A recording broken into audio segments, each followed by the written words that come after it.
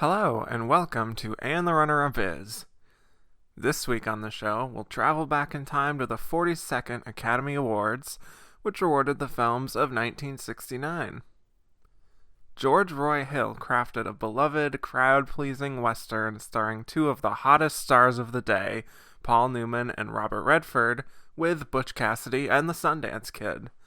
The film quickly became a runaway success as moviegoers flocked to the cinemas to witness their adventures, making it the #1 movie of 1969.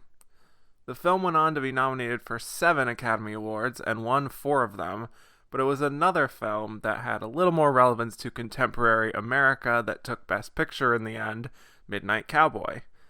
So how did Butch Cassidy end up losing that top prize? We'll explore all this and more as we discuss how the Oscar almost went to Butch Cassidy and the Sundance Kid.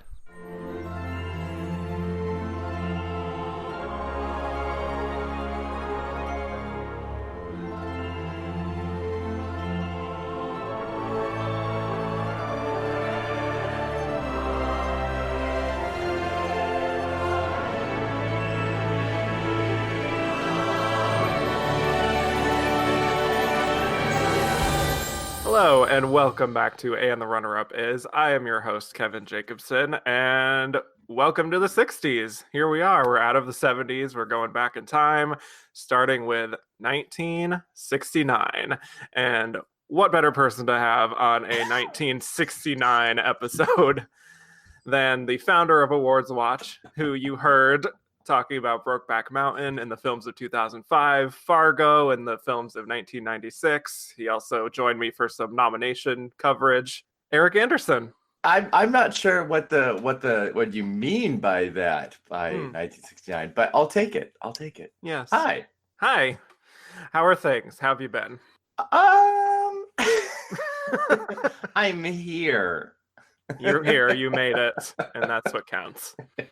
So today we are going to be talking about a little film called Butch Cassidy and the Sundance Kid, Yay. Which you just silently screamed for those listening at home.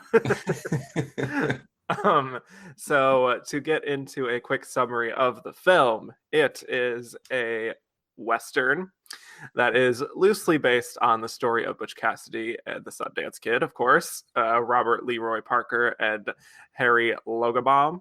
And so the film takes place in 1890s Wyoming, where Butch Cassidy leads his hole-in-the-wall gang to perform a robbery of the Union Pacific Overland Flyer train.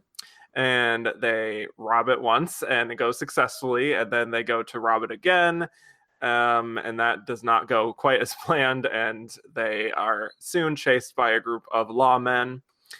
And then, so the two of them also have a bit of a love triangle going on with a school teacher named Etta Place, who ends up escaping with the pair of them to go to the country of Bolivia.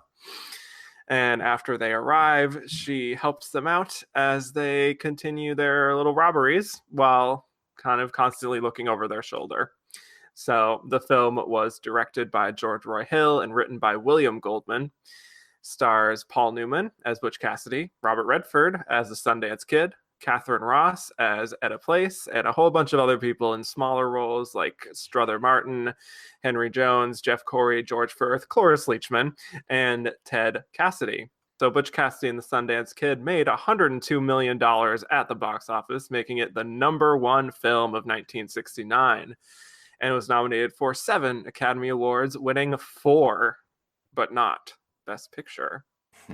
So, Erik, let's talk about Butch Cassidy here. How do we feel about this film now, 50 years later? Well, I do think it's kind of funny that I first guested on your podcast for Brokeback Mountain, and here we are again with this quasi-Western movie with incredibly homoerotic subtext and overtones. Mm-hmm. And that's not, I'm not exposing anything that has not been discussed for the last 50 years. I love this movie. I think it's one of my absolute favorites. It's my husband's favorite movie. Because it does sort of encapsulate these ideals of masculinity, both in terms of a very heterocentric version of it, and the beginning of the changes of male relationships and friendships, and certainly how they were presented in films. So it's a great story. It's a fun story. It's a perfectly executed screenplay, Oscar-winning screenplay. In one of my film classes way back in the day, my teacher used this screenplay as the perfect example of the 3-act structure, and it really is. It really is.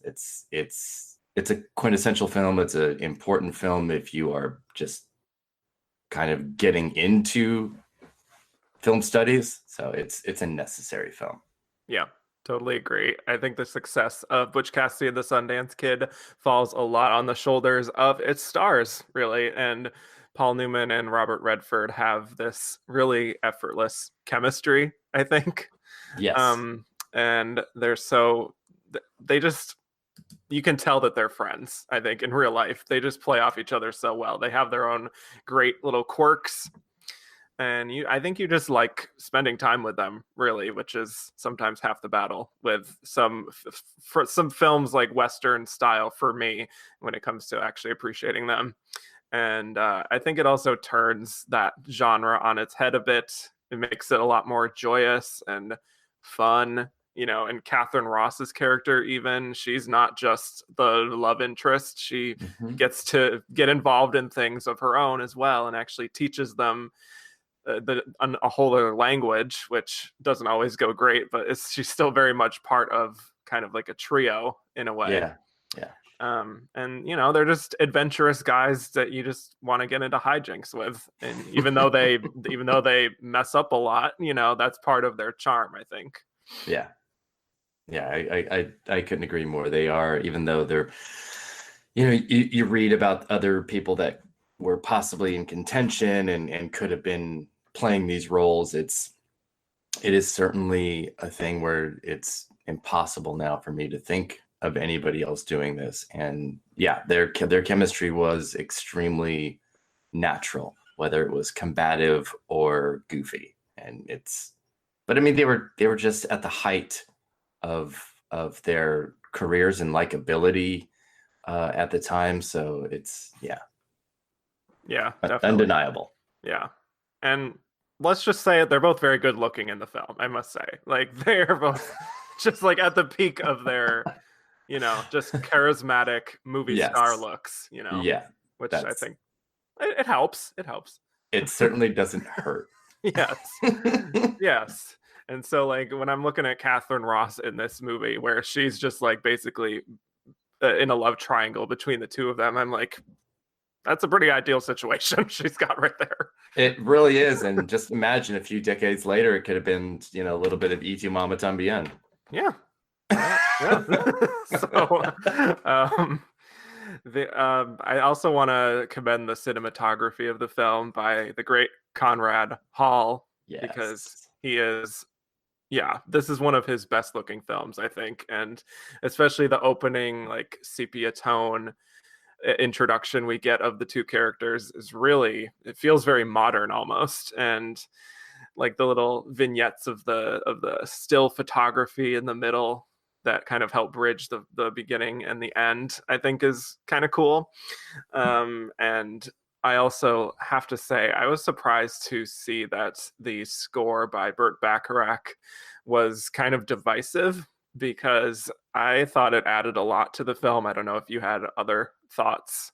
No, I totally agree. And between, like you said, Conrad Hall's sort of modern take on the cinematography, parts of it, and, the Raindrops Keep Falling on My Head song, it was a very different way of making films that were not stodgy and stuck in an era. They could have just, had songs and music that were more representative of of that period, but instead, have something that was new and contemporary for 1969, yet it totally fits. And that happens all the time now. So it's kind of it was a pretty big trendsetter for that, or certainly ahead of its time for using that type of anachronism. Yeah, and it is funny reading some of the critics of that use at the time being like, this doesn't fit. I don't know what we're trying to do here. But, he would do the exact same thing, George Roy Hill, with The Sting, with all that ragtime music. Yeah, exactly. So that works too, it is very much a trend-setting thing that I think helps the film endure.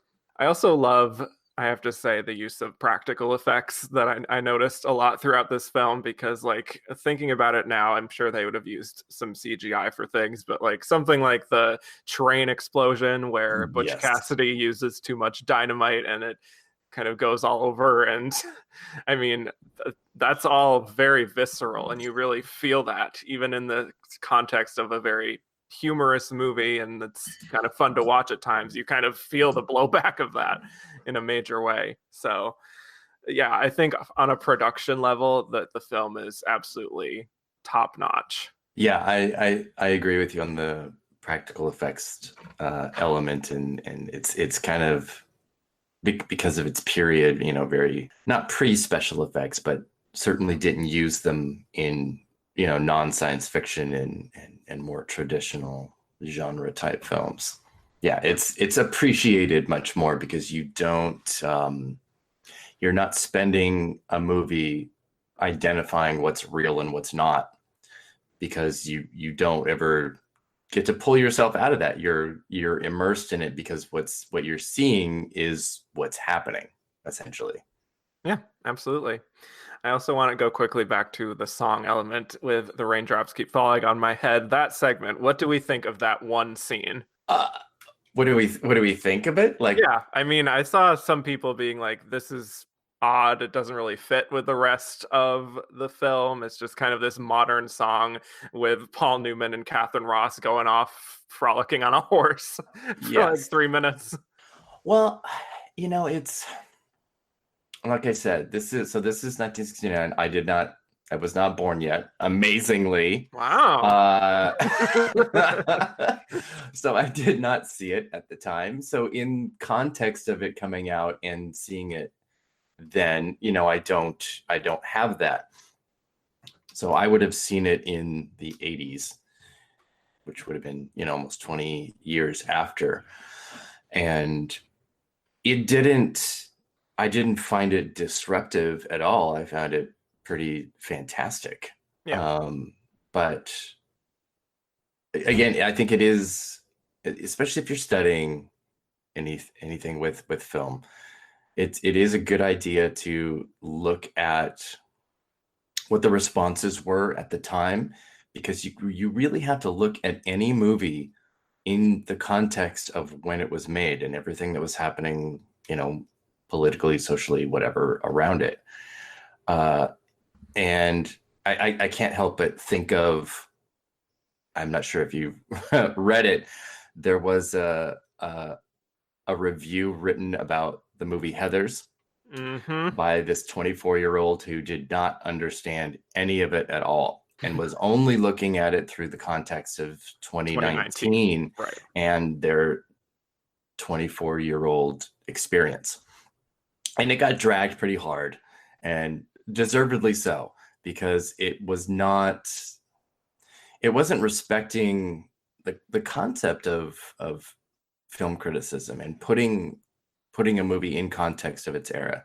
Not to mention, the entire loss of satire that this person had on the film. But still, I don't want to, drag too far into that. But I think it's the same with this. I didn't see it in 1969. I was not, an adult in 1969 that could look at it from that perspective. So I have to look at anything that was before my generation entirely in the context of how it was received at the time, and then make my judgment and feelings about it. Yeah, that's Yeah, I think it works actually in the context of the film, even though it is like 3 or 4 minutes long, I without think it any. is awesome. I Yeah, love it. yeah, and it's just like pure joy, really, and also it really helps to crystallize this tight relationship that the two of them have with each other. So Yeah. I But think it works. Also, it's a banging song, so yeah, it's a great song. But yeah. I imagine at the time, I might have looked at this and gone, okay, this is like super, super weird. But like I This said, is this a choice. it is a choice, but it was it Right. was it was also, very early on in playing with uh the traditions of movies Right. and anachronisms and stuff. And because it was such a massive hit, it did it on a huge scale. Hmm. Yeah, it's a very new Hollywood approach. And Yeah. that's something that we're definitely going to be talking about with the Oscar stuff, because there's a lot of the new Hollywood being infused while also still the old guard kind of hanging on. So, Yes, which is, 50 years later, still the case. I mean, yeah, that too. It just changes and molds into different ways. Yeah, definitely. I also wanted to talk about the experience of living with these two people, Butch Cassidy and Sundance, moment to moment, because I think the film does a great job of just showing these two characters authentically as people who live in the present and do not care really about whether they live or die at the end of the day. It's just kind of the thrill of the hunt. It's the thrill of being chased after, being outlaws, doing all these crimes. And I think that is a really appealing thing for me. And I think some audience members, even if you don't necessarily feel like you would make that step to actually join them or anything, there's such a thrill to it that it's just so much fun, especially in scenes that are played for humor, like in, for example, like when they're at the top of a cliff and they're trying to decide whether to jump off into the water. And Sundance ultimately reveals that I can't swim. That's like my main hang up here. Hmm. I love that scene. That's just, and then they just both instinctively decide to do it. I just think it's so much fun just living with these characters at the end of the day, that even if the story is not necessarily for me like the most original or best part of things, it's just the experience of it that makes it come alive for me. Yeah, and that cliff jumping is another Brokeback callback. Yeah, there you go. There's that's be a pretty interesting double feature. Mhm. Uh, I I agree with you, and I think it's for two reasons.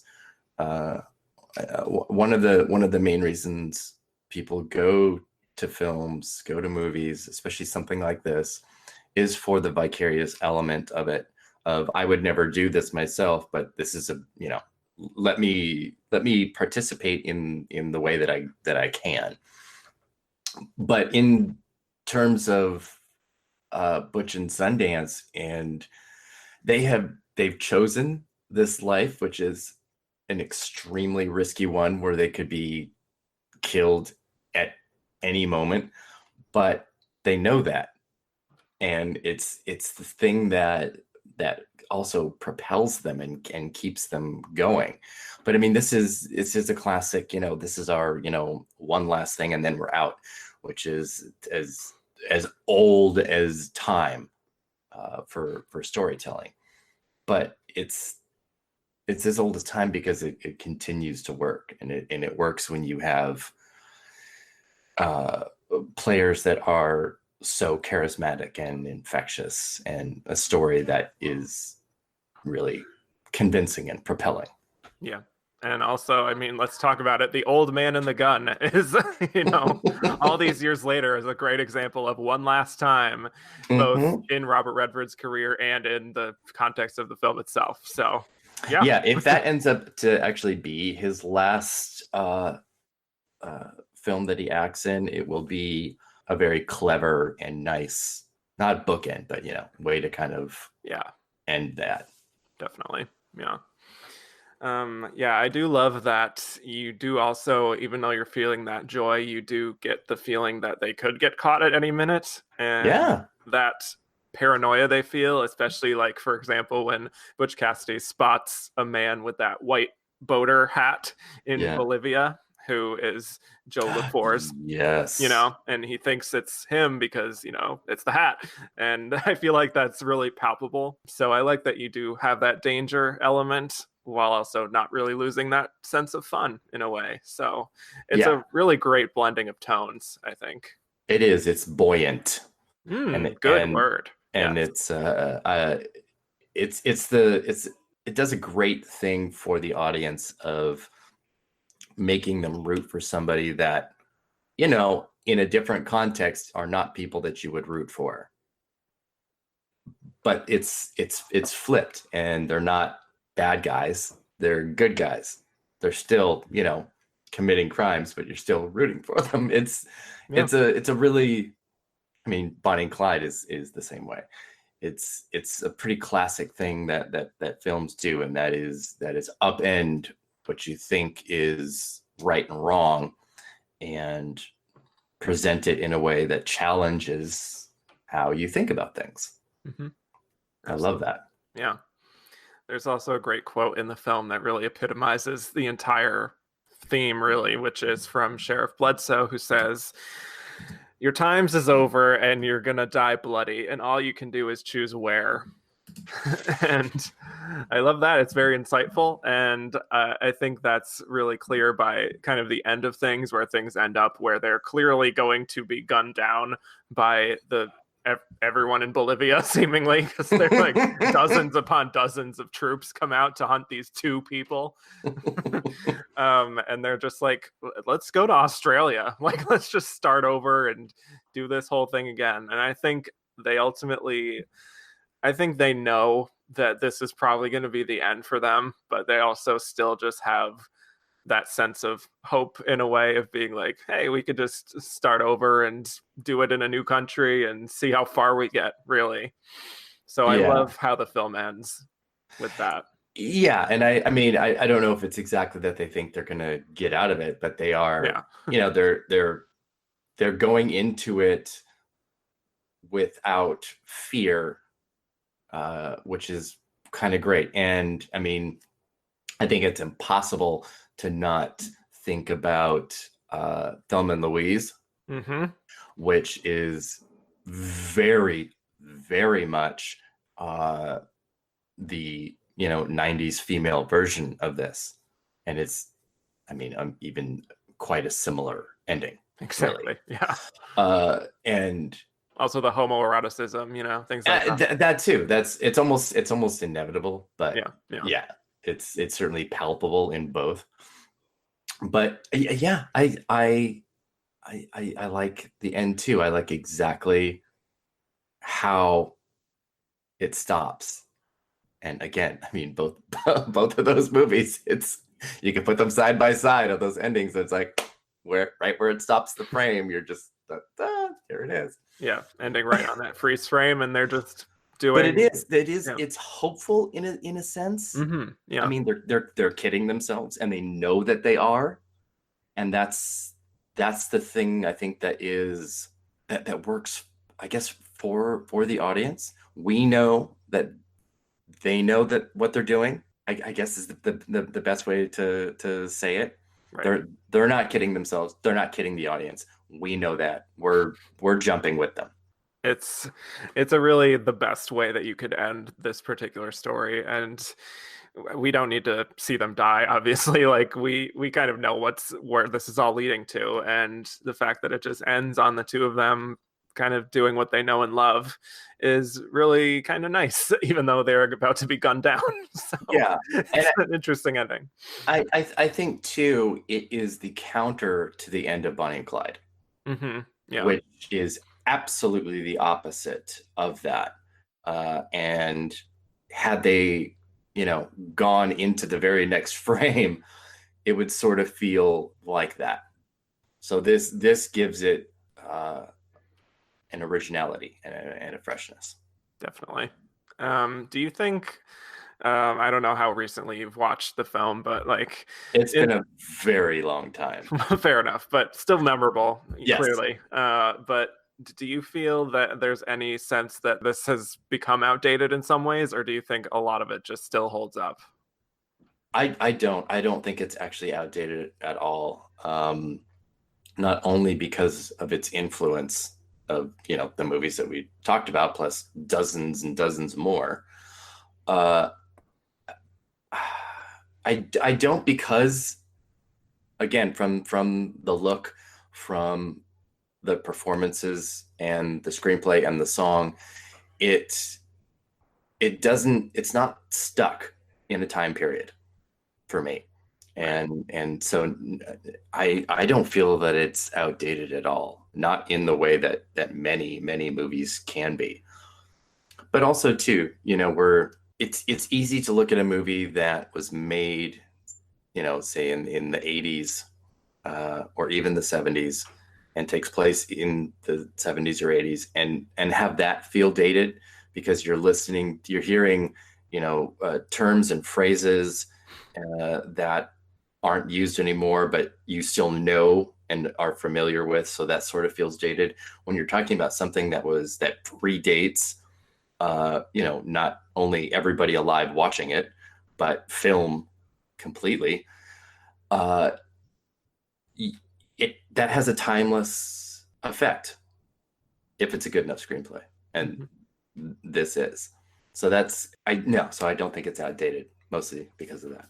Right. Yeah, I think I definitely agree with that. I think 50 years later, which is astonishing, the fact that this is a movie that has sustained that level of quality, I think, without necessarily aging at all. I think it's very much, it feels like it takes place in the 60s, but also it feels in many ways like it has influenced a lot as far as this particular genre, where it is not necessarily a full-blown Western, I don't think. I know I introduced it as such, but it's hard to really define it in another genre, I guess. But I think it has certainly had a lot of influence in what you can do with this particular kind of a film, both with comedy, drama, thrills, chills, everything. It's a winner.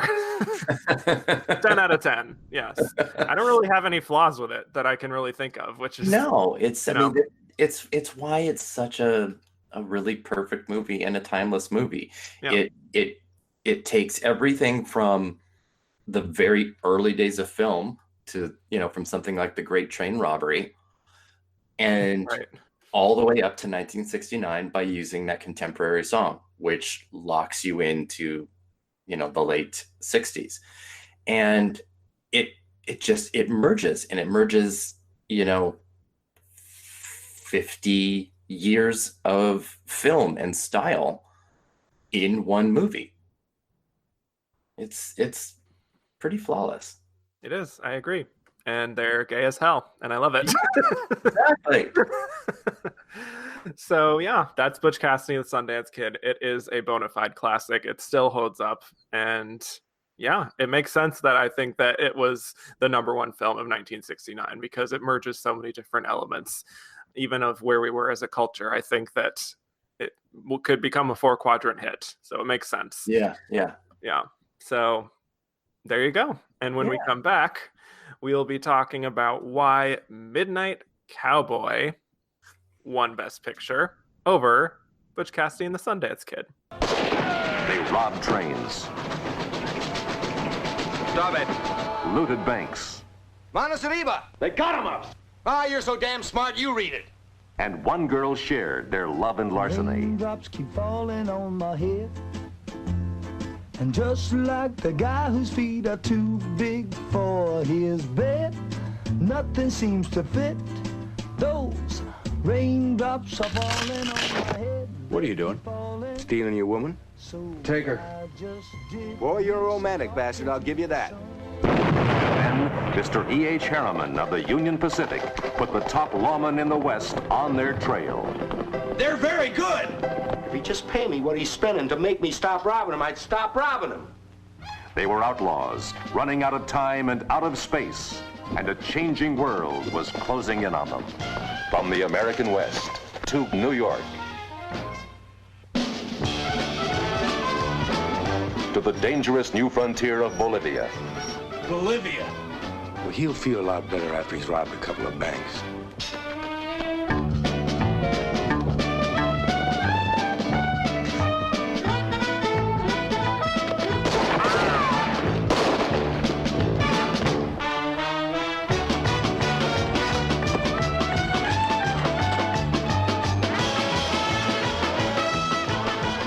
I'll jump first.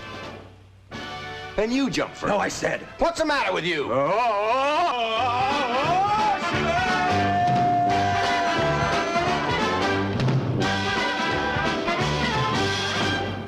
And we're back. So now we will be discussing why Midnight Cowboy won Best Picture over Butch Cassidy. Butch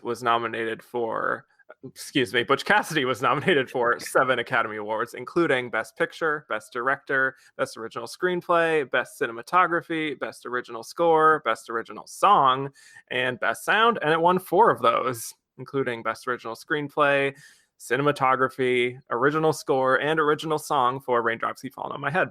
Yay. So before the Oscars, it won the WGA award. And I will just say that the following year, because it was eligible in Britain at the BAFTAs, the following year, it won the Big 5 awards. Like, it won Best Picture, Director, Screenplay, Actor for Robert Redford, and Actress for Catherine Ross. So the Brits loved it. It won everything except for the second Best Actor. Right. Yeah. Newman. It was huge. It was the biggest BAFTA winner of all time. Yeah, which is kind of funny looking at that.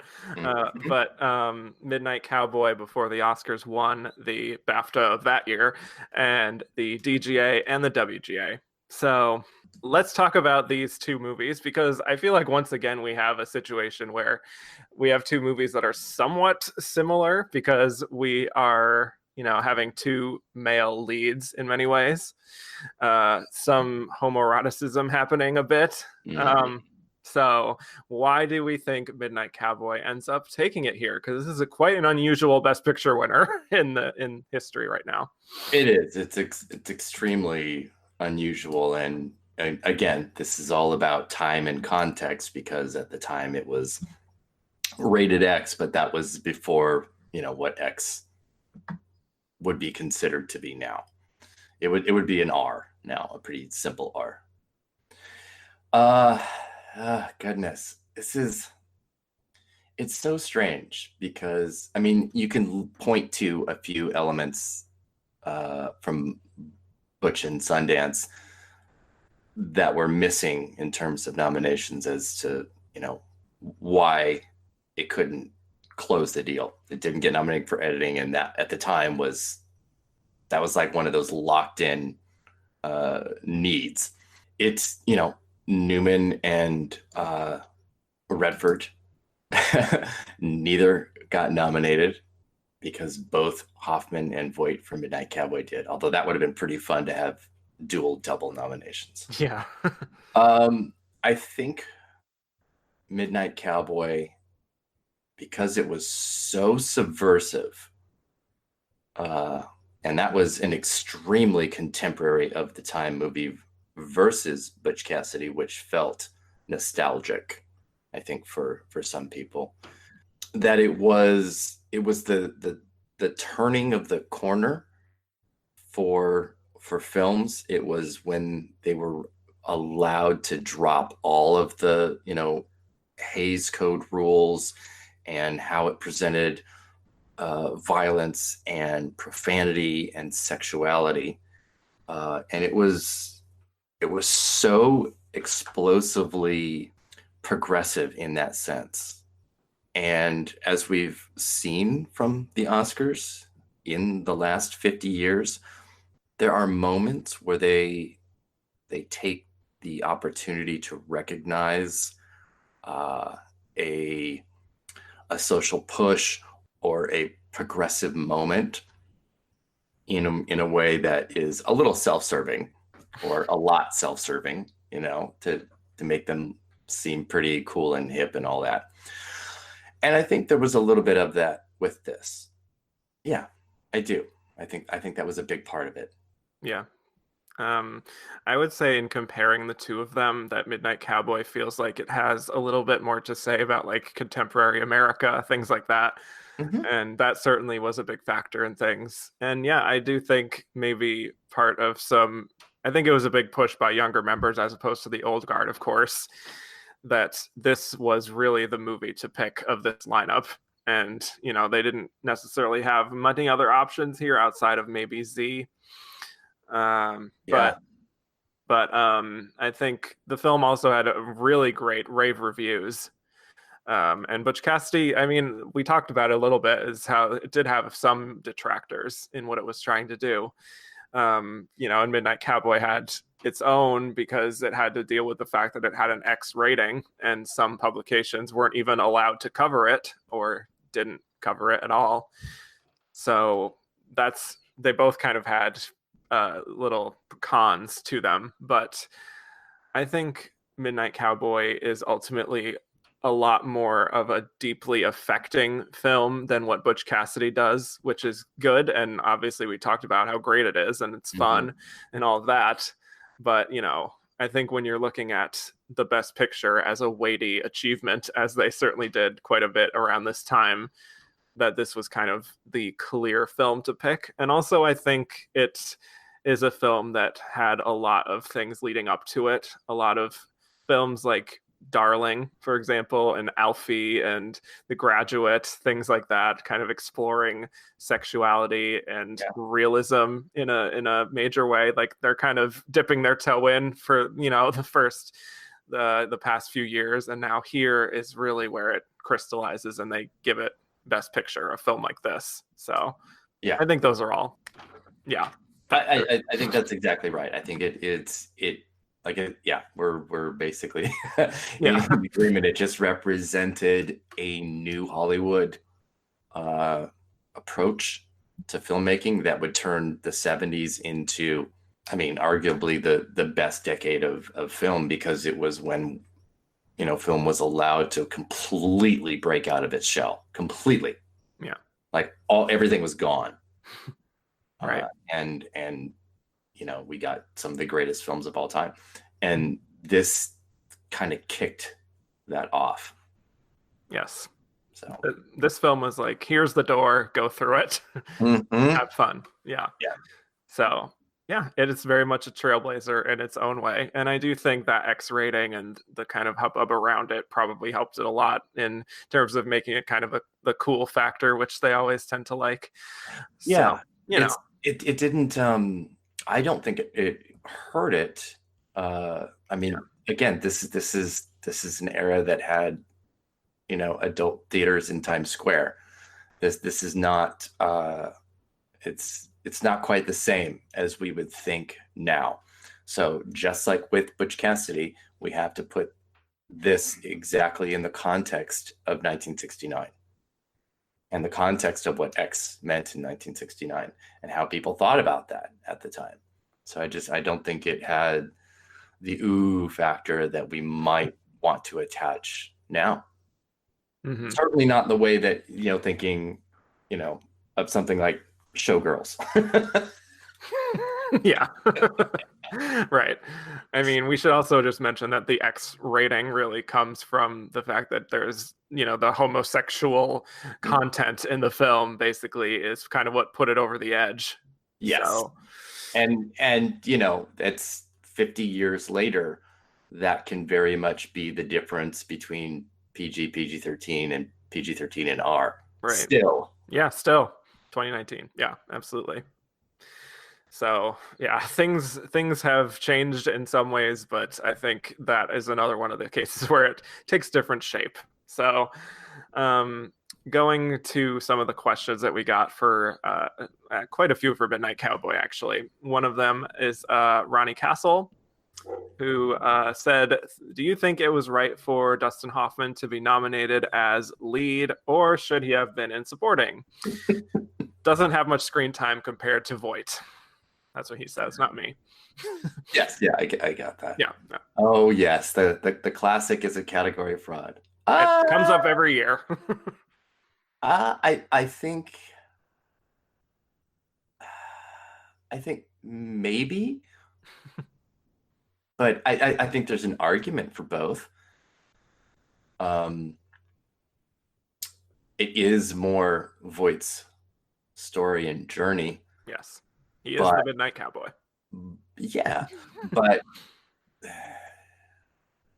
he's also the more subdued character, and Hoffman is the bigger personality. And that is where you get into the part of category fraud argument where impact supersedes screen time. Right.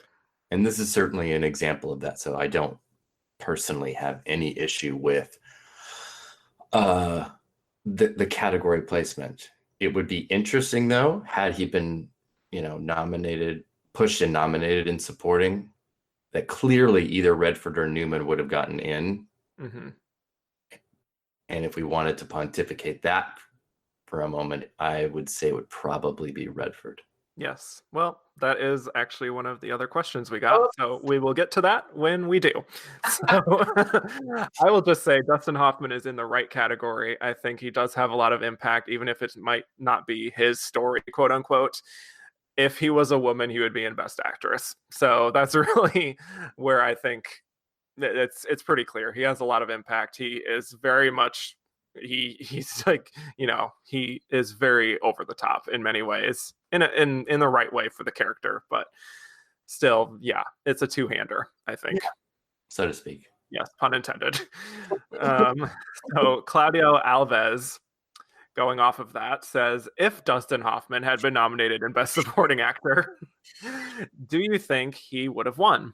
Also, which of the supporting nominees would have been kicked off, and which leading actor would have been nominated instead?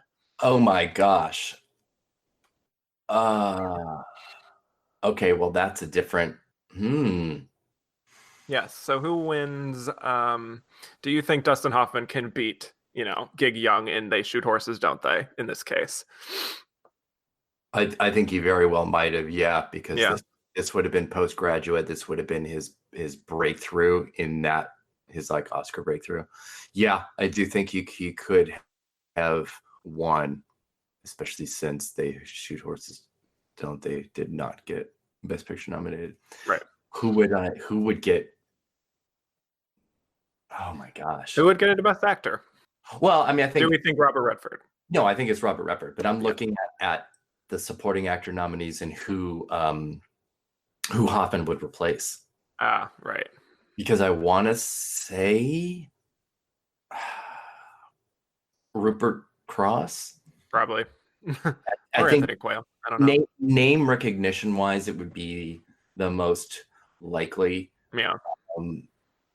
But this was also still pretty early in Jack Nicholson's career before he became an Oscar behemoth. But I mean, there were two firsts that year. Rupert Cross was the first African-American nominated for supporting actor, and Hugh Robertson was the first African-American nominated for film editing for Midnight Cowboy. Mm-hmm. So I think that existed in the conversation from before of when the Academy and the voters decide to kind of make a statement, and like finally do something. So that's always the conversation that doesn't happen enough, when you're like, well, if this person went in supporting, then they would obviously get in. It's like, okay, then who goes? Always a fun question. Yeah, and I do agree that it should be talked about more, because it does change things quite a bit. I would say that Dustin Hoffman wins supporting actor. I mean, it's the Best Picture winner, and he is just coming off The Graduate. Like you said, it's a very showy performance and is basically a co-lead. So all those factors kind of add up, I think. I mean, we literally just saw that happen. So, yeah, exactly. Let's move on to Andrew Carden's question. Okay. So he said, who more deserved a Best Supporting Actress nomination for Midnight Cowboy? Oscar nominee Sylvia Miles or Golden Globe nominee Brenda Vaccaro? Both. Why not both? I would say both, but I like Brenda Vaccaro more. Yes. Okay. Well, I actually prefer Sylvia Miles. I think she has a fun energy to things. I like them both in Yeah. the pantheon of smokers cough speaking voices. Because they're both just I feel like that's like that was their voice from birth. Yes, they were born that way.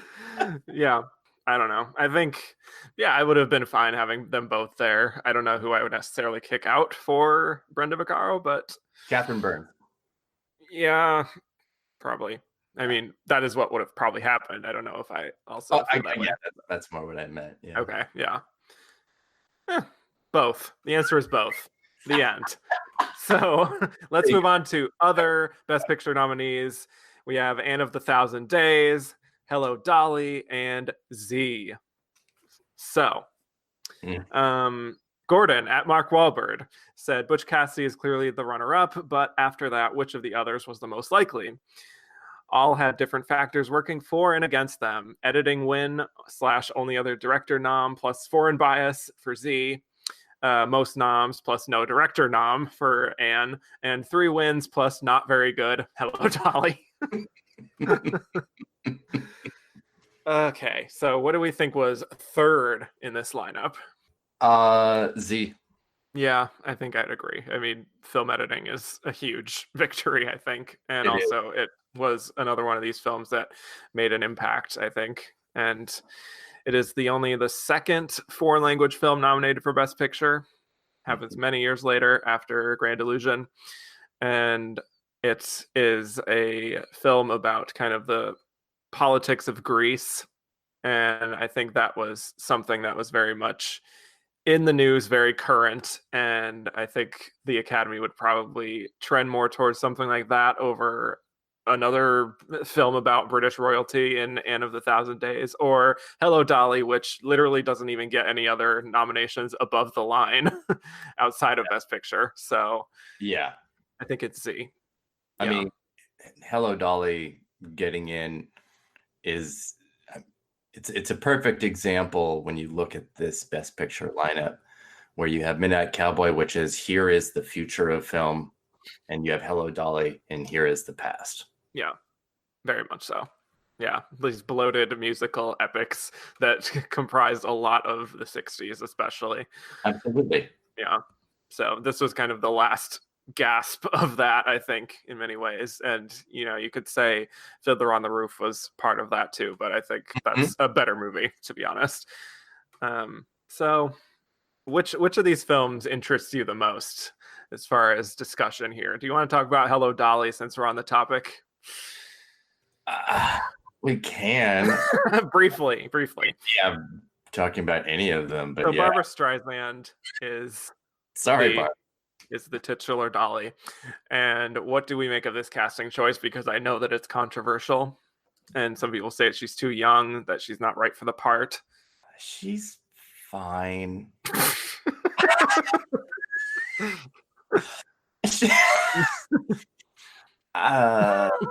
She's fine. She's fine. She does the job. It's a workman performance.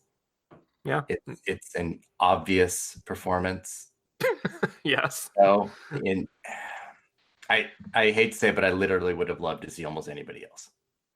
Wow. Yeah. I know there was a lot of people hoping that it would be Carol Channing, which I'm sure Carol Channing is on the top of that list. Yeah, of course. But yeah, I definitely would like to see that version. I mean, I kind of understand why they just kind of go with Barbara as the go-to musical person here after Funny Girl, and but that's exactly why I think it's a terrible choice. Yeah, right.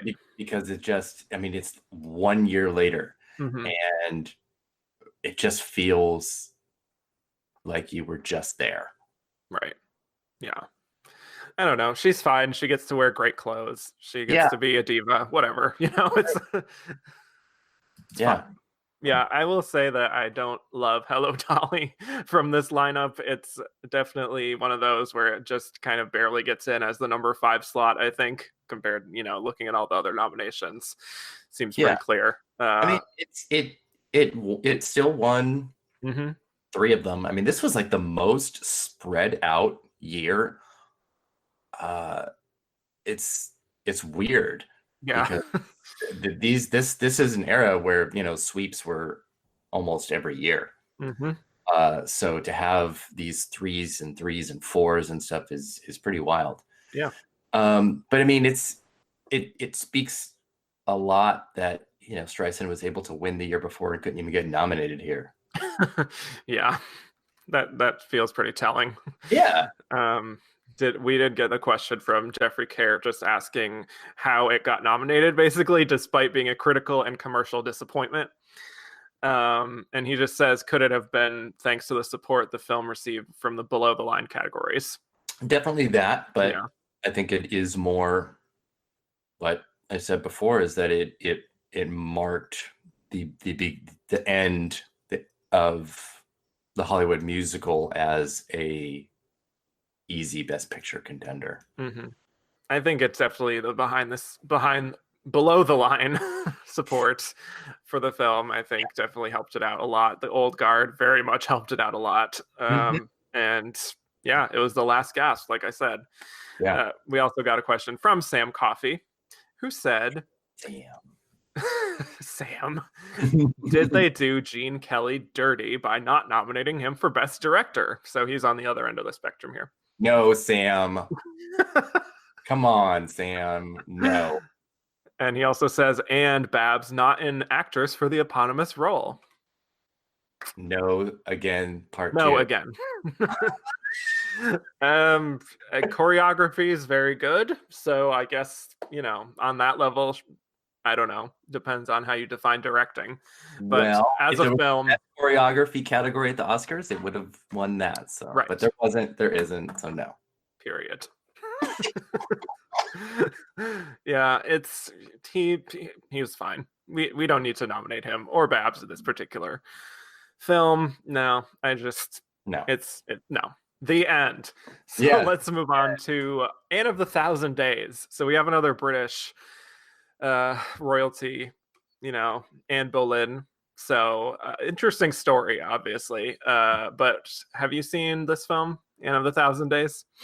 Not for thousands of days. Haha.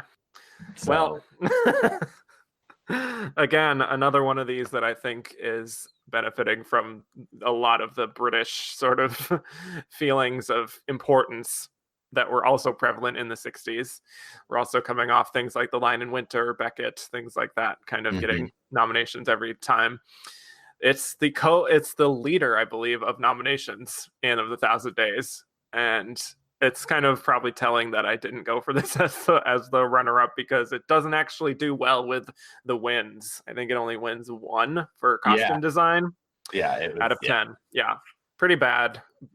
But it's only the nomination leader because the film that should have been wasn't. Right. Exactly. Yes, which we will certainly get to. We're gonna get to. Yeah, this is another film that I think might depend on your tolerance for British costume dramas that are about royalty, especially like Henry VIII, things like that.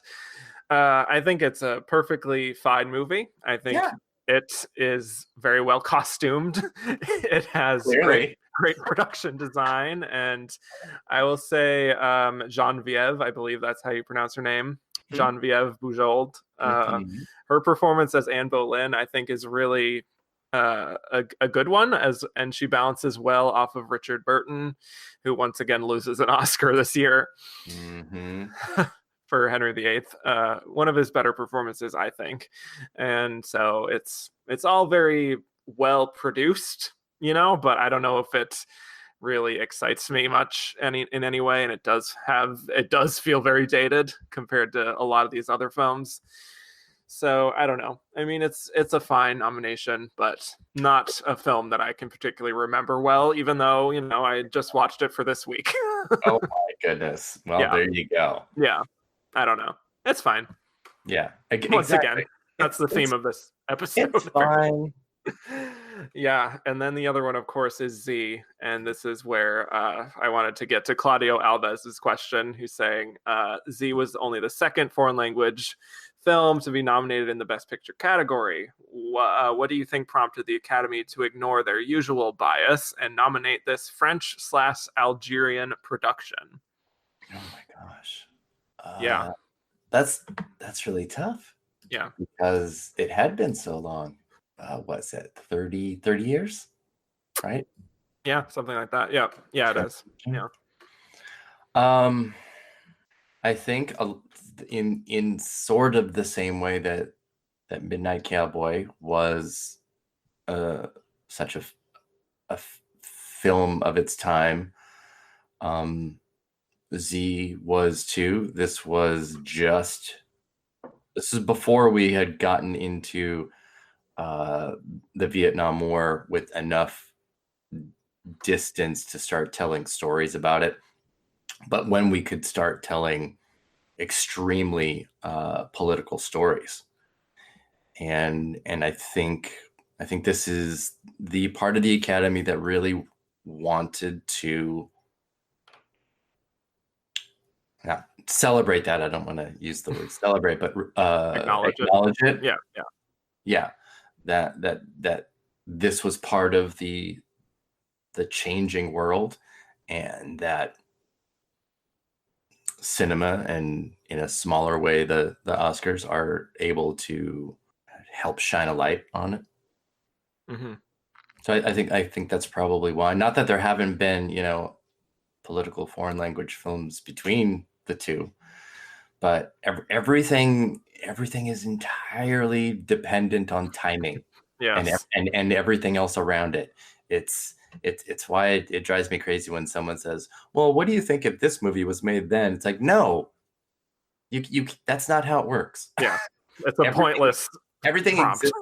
It totally exists in the bubble of that year, right, and nothing else. Yeah, and I think the success of this film, people becoming a lot more critical thinking in what was happening in the world and wanting to acknowledge what was happening with our governments, I think was a huge factor in it. Also, I think it's a deserved film editing win, because it's incredibly well-paced and fascinatingly structured film that is very much a film in two halves, once again, where it's kind of the lead up to an influential figure's murder, and then the after effects of trying to figure out how this happened, who did it. And it has a very downbeat ending, I must say, because, but I think it's incredibly affecting film that also is one that has, I think, stood the test of time and is one of the better foreign language films to ever be nominated. So yeah, I'm happy with its nomination. Yeah, very. And it's, it did fine with, the precursors leading up to that. So it was, I think also too, the emergence of the importance of really good film criticism kind of began then too, and the potential power for those voices to have impact, both for audiences and for potentially Golden Globes and Oscars and stuff like that, to pay attention to things that maybe they would not have. So I think that's a crucial thing too for 1969. Definitely. Yeah. Pauline Kael, Yeah, I mean, yeah.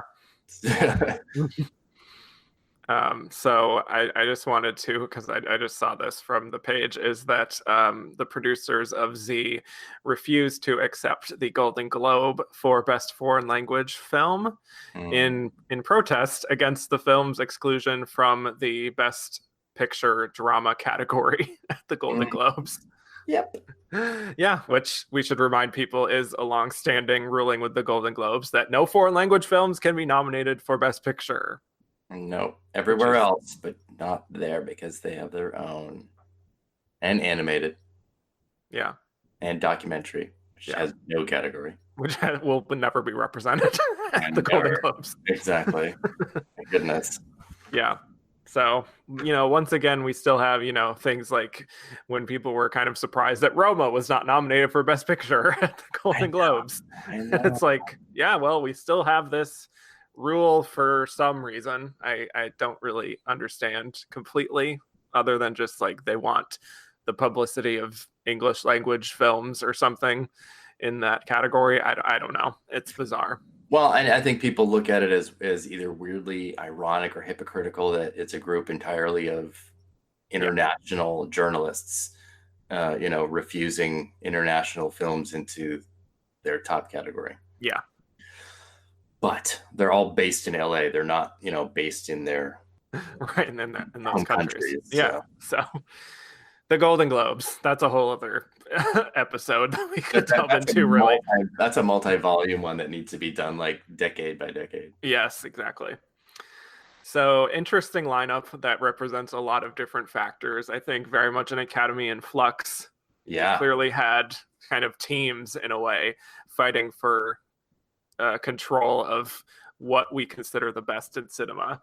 And clearly the kind of new Hollywood side wins here, and it really starts here. And maybe Patton is a bit of a going back to older, kind of the old guard, but then from then on, there's a lot of that new Hollywood being embraced, as I've talked about on this very podcast for the past 10 episodes. So go back in time if you want to do that. So let's get into our Should Have Been a Contender segment. This is other films not nominated for Best Picture or any old film nominated or not nominated in 1969. Okay, so the first thing we should probably talk about here is They Shoot Horses, Don't They? Because yeah, what the hell happened here? This film gets nominated for 9 Oscars and not Best Picture. It's question mark. Oh my god. I don't even know. Yeah. It is one of those just so confounding happenstances. It's everywhere. It's everywhere that it could have and should have been, but then you have that fucking Hello Dolly. That fucking Hello Dolly. That stood in the place. Yep. And there is, I don't think anyone would question that was the film that took its place. Yeah, number 6. You have to be crazy not to think that. Yeah. It is the clearest number 6 that I've ever talked about on this show. Like, yes. Yeah. I mean, this is a film nominated for 3 acting Oscars, I believe. Yeah, 3. And then directing, screenplay, film editing, other techs, like, and somehow this does not add up to Best Picture. And yet Hello Dolly, which is not nominated for any Oscars for acting, directing, or writing, is the Best Picture. Okay, yep. Sure. Yeah. All right. Sure. Yeah. So I will say They Shoot Horses, Don't They is a depressing film. Mm-hmm. I don't think you can argue that, even if you're the biggest defender of the film, which I feel very strongly that it is one of the best films of 1969 and of the 60s. I think it very accurately portrays how it feels to be in that time period and that desperation, because it does take place during the Great Depression, during one of these dance competitions where you basically dance for your life, for money, for your livelihood.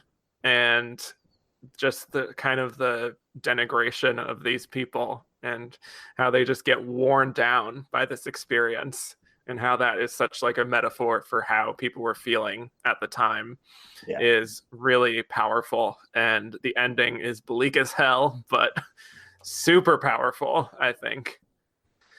Yeah, it's all of those things. I think it is again also the emergence of cinema that deals with real problems like suicide and depression in a way that is much more upfront and honest than how they were treated before. And yeah, it's bleak, and it allowed itself to be extremely bleak. But it's whenever we make an argument like, well, below the line is what, push something into Best Picture. And then you have something like this, which just does so well below the line and then can't cross the finish line. It's practically a sad and on the nose metaphor for the film itself. Yeah. The subject of the film. It's fair. In retrospect, it's to look at it in those terms is kind of a fun thing to do historically. Yeah. But must have been just terrible on that nomination day. God. Yeah. Because just getting Best Picture nominated would have made it the co-leader in this entire year. Yeah. And, yeah. You can celebrate these 9 nominations, which is a huge accomplishment, but then it's like, well, there's the big one, Mm-hmm. But yeah, I think it's a fantastic film. I think this is Jane Fonda's one of her absolute best performances. And she just, I don't know, she just imbues such a darkness in this film that is deeply unsettling, but also very real and powerful. So I love her performance. I also love Gig Young and the fact that he's kind of in like a MC kind of cabaret sort of role where, and that's a very clearly a winner for supporting actors in Oscar history kind of a thing. Yeah. Although it would be really funny going back to what we were saying earlier, if Hoffman had been in this category and it got nominated for Best Picture, it would have lost all 10. Oh, I know. That's a good point. Yeah. So, it only wins that one. It would have put it in some pretty small territory there. Right. Either way it's screwed. So exactly. Which is very much the theme of the film. It is. It really is. I love that. It's amazing how it fits with that. Yeah. Well, we did get a question. Obviously, we covered it, but Brandon Stanwyck asked us, why no Best Picture nomination for They Shoot Horses, Don't They? And why didn't it win every single Oscar? Well, I mean, obviously we know why it didn't, or we think we know why. I think it's pretty fair to say why. But as to why it didn't win, it actually has incredibly formidable competition, which is clearly what the Academy thought with how spread the wealth is with the wins. Mm-hmm. They knew they had a handful of really great films, and they did, and they wanted to recognize as much as they could, and they did. Right. Yeah. It's just kind of the misfortune of being in a year where I think there are other films maybe that people gravitated to more that had similar subject matter in some ways. So I don't know, something like that. Yeah. And every Best Picture nominee won at least one. So yeah. Right. So yeah, that's the big one for me. I will also just throw out Easy Rider because it's clearly a classic. Yeah. Yeah. Jack Nicholson, I believe this is indeed his first nomination of like 12. Yeah, and he's barely in it. Right, yeah, he's just in like the last half hour. Yeah. But he's terrific, of course. And it gets in for screenplay for Peter Fonda, Dennis Hopper, Terry Southern. So Dennis Hopper directed. I would say that looking at the director lineup, the nomination for Alice's Restaurant. Yeah, we should probably talk about that at least. Yeah. I mean, have you seen this film? Because I just watched it for the first time this week. It's fine. It's it's fine. Yeah. I'm not going to say that these kinds of nominations have like slots, but I will say that if a movie like Alice's Restaurant should be nominated for director, it should probably be for Easy Rider, just because of the impact and I'm talking about like the counterculture element of things. It would be weird to have Dennis Hopper as a director nominee, but like, I don't know if it'd be super weird. I mean, it was weird that this was a lone director nomination and the only nomination for the film. For Alice's Restaurant, yeah. Yeah. But at the same time, it's Arthur Penn. Yes. And he already had 2 nominations, so it's not totally crazy. Yeah. It's Afterglow in some ways. Yeah. Absolutely. Yeah. Well, just going quickly to Alice's Restaurant again, I think it's fine. I think the fact that it's based on a song that people know very well, it does what it does. I don't really know how to really like review the film because I just feel like it's so set in its time, to be honest. Yeah, that it's just kind of, you know, about a group of hippies kind of just dealing with the man. And that's kind of what Easy Rider is too, but I think has slightly more interesting of a narrative. Yeah, but I mean, it is still weird in the sense that even though Penn had been nominated before, that he had nothing going into this. Yeah. Nothing at all. So it is a true like left field WTF. Yeah. Pick. Right. Nothing at all. Yeah. So I don't know. But Easy Rider, I think, clearly has had impact. It's on the AFI Top 100. In fact, like 4 of these movies are, which is pretty good for a film year. But I think it's part and parcel of the fact that, you know, it's one of these years where there are a lot of movies that are coming out that deal directly with how the American people are feeling at the time. And so it clearly had some level of impact. I think the soundtrack is great, obviously, and influential in many ways. Yeah, it's a great counterculture film, but they already had that in Midnight Cowboy. True. Yeah. And when you look at this top 5, and almost any time, and I think people that vote at the Oscars are thinking about this. I really, really do. I think they are looking at having a diverse lineup. And having a lineup that would have included Midnight Cowboy and Easy Rider would have just, they're like the same group. Yeah.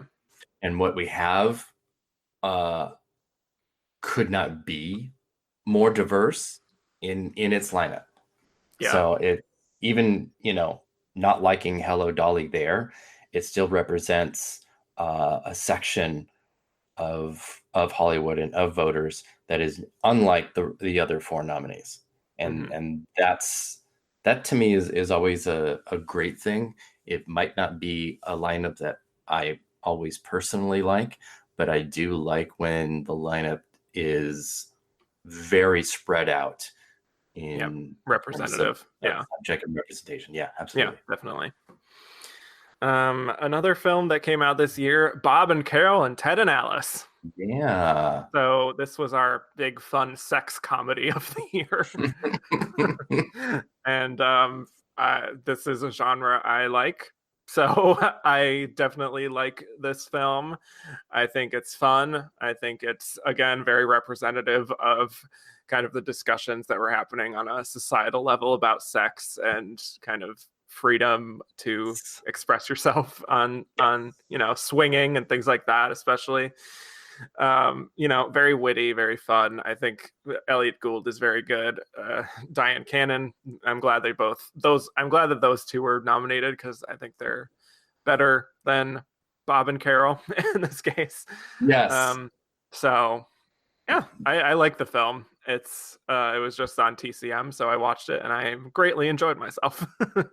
Yeah, they are. I agree. They are better than the leads. It's like the Jack and Karen versus the Will and Grace. That is a great comparison.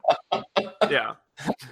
Except in this case, they're kind of more conservative at the beginning, but then ultimately, you know, get a lot more open by the end of things. Indeed. And I do like the imagery of like the 4 of them in bed next to each other being like not knowing what to do. So that's fun. And just the way they kind of glance at each other. It's a very sexy film. It is. I like sexy films. What can I say? Yes, and another film that is absolutely representative of the changing dynamics of sexual mores. Yes. And did so in just the right way for the time. Yeah. We also have Sweet Charity come out this year, which is Bob Fosse, of course. Okay. We're going to talk about your point on the night of Fosse Verdon debuting. My goodness. Yeah, of course. Yeah. Shirley MacLaine, wonderful. It's not one of my favorite Bob Fosse movies, but it's fun and it has an incredible amount of choreography. So I love that. It's a long film, to be fair. It's like over 2.5 hours, maybe. But 2.5. Yeah. But I kind of just enjoy it as a Bob Fosse fan. It got exactly the nominations that it should have. Okay, I think. Moving on. Anyway, so this year also has another Western come out that a lot of people love, which is The Wild Bunch. Yes. Certainly more dramatic and bloody than Butch Cassidy, I would say. But it's funny. You can look at some similarities, obviously, between the two, and they do have some nominations that they shared, the same way that Easy Rider and Midnight Cowboy have the similarities, and then the few places where they shared the same space, but not enough to be like competing against each other in Best Picture. Mm-hmm. Yeah. We got a question about The Wild Bunch asking from San Diego Cinerama asking, how did the Academy overlook The Wild Bunch? There are 2 movies in this lineup that can go away in favor of The Wild Bunch.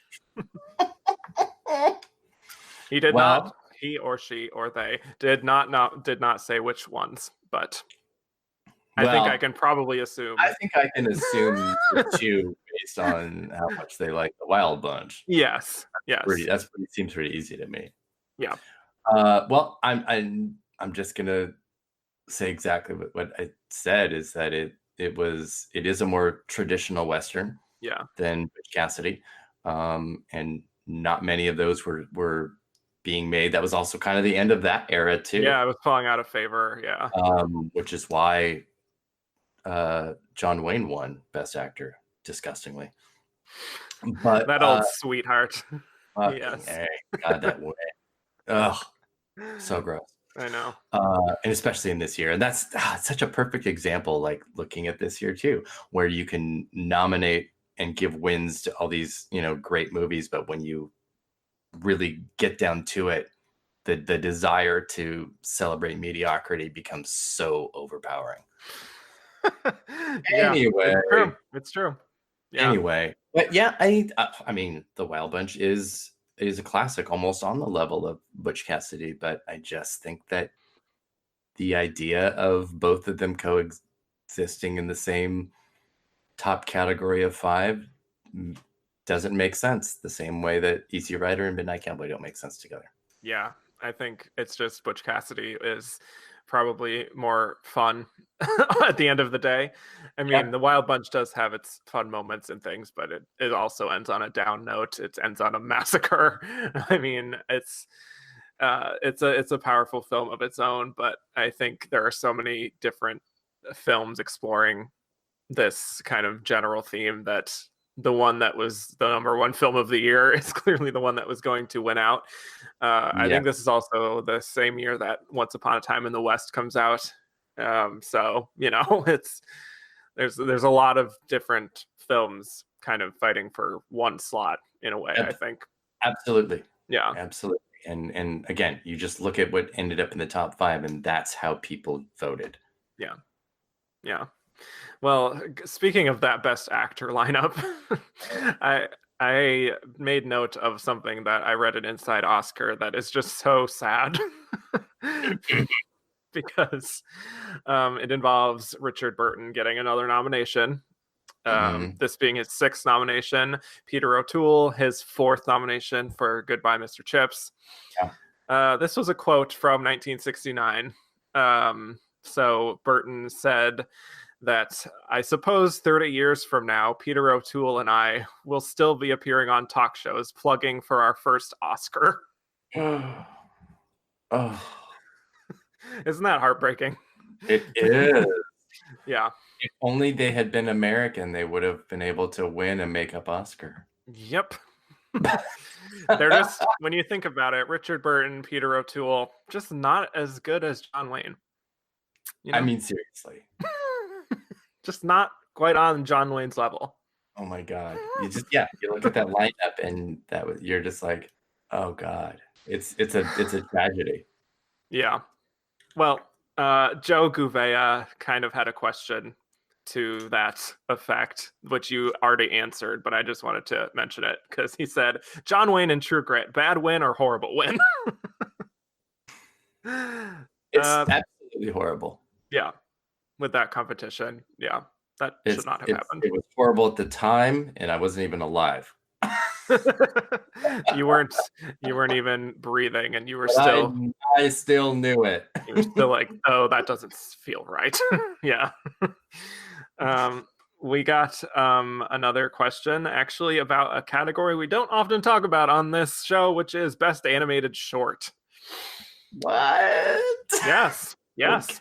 All right. Another one from San Diego Cinerama who said, not so much as a question, but it looks like 1969 is the last time Disney won the animated short Oscar with It's Tough to Be a Bird, which if you read this might be the first time the animated short category gets a mention on the show. Yes, fine. Okay.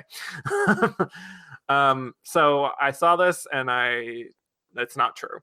It's not the last time because we had Paperman. We had another one recently I don't remember the name of, but also from Disney. But at the same time. And are we talking about Disney pre-Pixar? I think we're talking about Disney on its own because, Disney Pixar certainly has wins. Yeah. But I think Walt Disney Animation Studios, I think is the point here. Okay. Yeah. But yes, I know Paperman came from Disney, so there's that. I know that there was another recent one that I'm just going to stall while I look up. I know, I'm looking it up too just to make sure. Feast, I believe. Oh, crap, it doesn't have me. Yes, produced by Walt Disney. All right, sure. We'll go with that. Yeah, just 18. Yeah. 49 nominations and 18 wins. Goodness gracious. Yeah. So I think that's including Pixar things possibly, but I don't know. Or maybe before 1969. Yeah, I'm sure. Yeah, I would probably want to look at that as pre Pixar. Right. So yeah, I have not seen It's Tough to Be a Bird. I can't say that I have seen this animated short, but it is true that it took a long time for Disney to win that category again, oddly enough. So there's that. That's true. Yeah.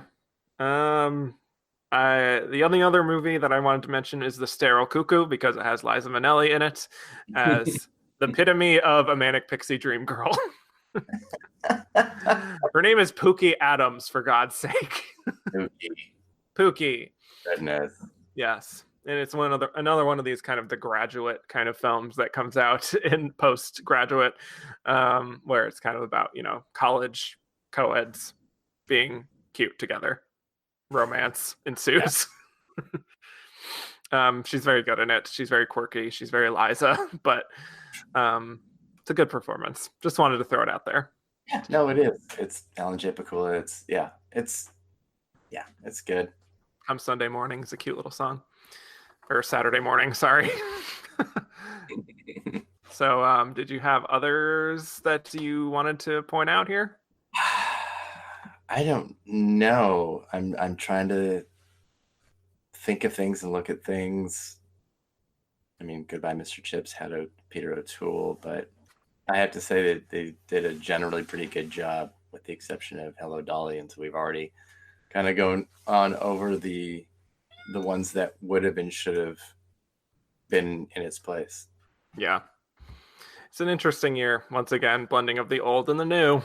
And so, yeah, I don't know if I had any other questions. I don't think so. Well, maybe the prime of Miss Jean Brodie. Okay, yes, Maggie Smith. Yeah. Mm-hmm. Okay. Well, speaking of over Hello Dolly. Right. We get it. I know. Hammer that home too much. But... Clearly, you hate Hello Dolly. What a monster. I will just say that I noticed from Inside Oscar as well that quite a few people did not show up to the ceremony to pick up their Oscars.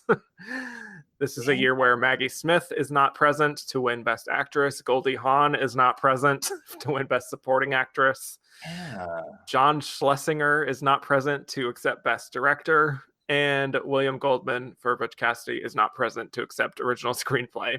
So I'm just picturing that sort of thing happening now, where like 4 of the above the line people are not even there. I can't even imagine. Yeah. Just what a shit show. I love it. Yeah.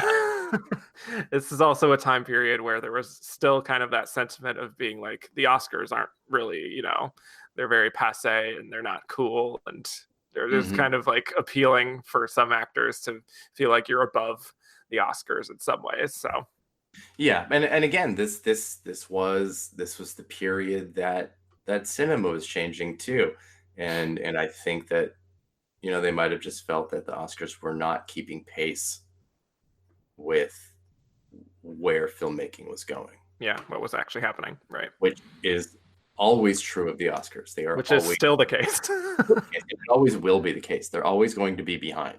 Yeah. And occasionally they get it right. And occasionally they're really, really, really behind. In some cases, maybe 50 years later, that they're very behind. Yes. Anyway, so when we come back, we will be delivering our verdict as to whether we think Midnight Cowboy deserved Best Picture or if Butch Cassidy and the Sundance Kid really deserved it. Curious to hear our answers on that one. We who make films, members of the Academy, are terribly proud of the world's serious and dedicated filmmakers and their product. And each year, when the Academy announces the nominations for awards, film critics and fans alike find as much to disagree about as to agree with, which, as of course, as it should be. That's why we make melodramas, musicals, historical pageants, comedies, westerns, and documentaries. There is no disagreement, however, that each year films are intensified and refined and more widely accepted as a really true art.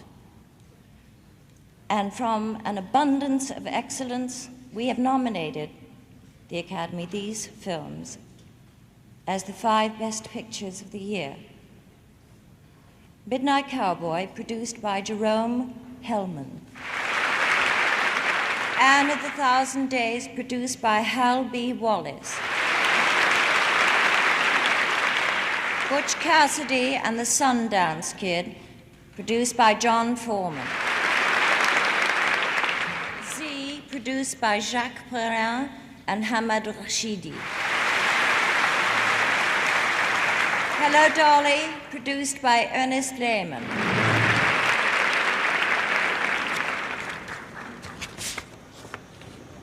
The winner is Midnight Cowboy.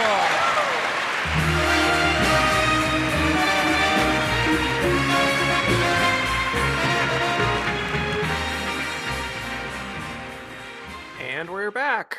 So now we will be delivering our verdict as to whether we think Midnight Cowboy deserved Best Picture or if Butch Cassidy really deserved it. Erik Anderson, what is your verdict?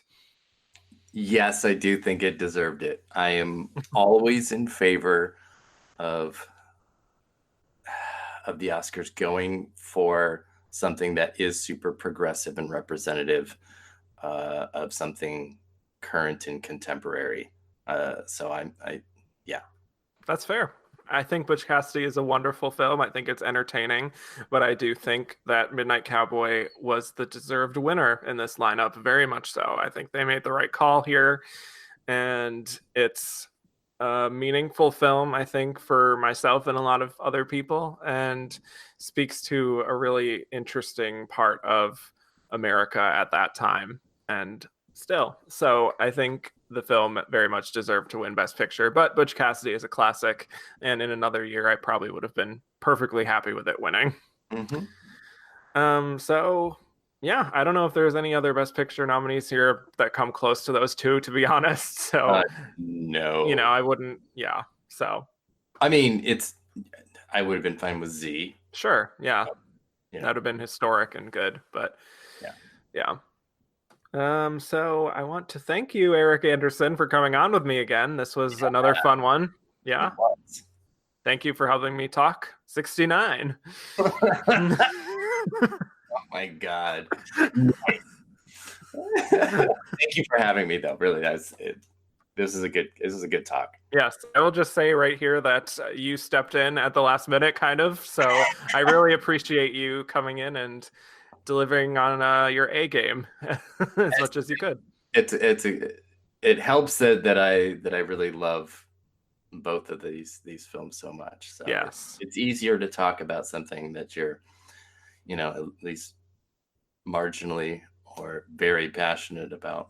Yeah, I'm asking you to do any other like 60s year from the lineup that I had given you. You were kind of dragging your feet and being like, I didn't want to say no. I wanted to say yes to everything, but then I was like, oh my God, what am I gonna? I'll be so boring on this because I just won't care. Right. So I'm glad we got you on one that you actually care about. Me too. So where can people find you on the internet if they want to hear more from you? You can find me at AwardsWatch.com, which is, I took a bit of a break and I'm working my way back. So you can go there, at Twitter at awards_watch, and then Facebook and Instagram at AwardsWatch. Back in the habit. Mm-hmm. Excellent. So you can find me on Twitter at Kevin_Jacobson. The show is at Oscar Runner Up. It's on Apple Podcast, Stitcher, Google Play, and Spotify.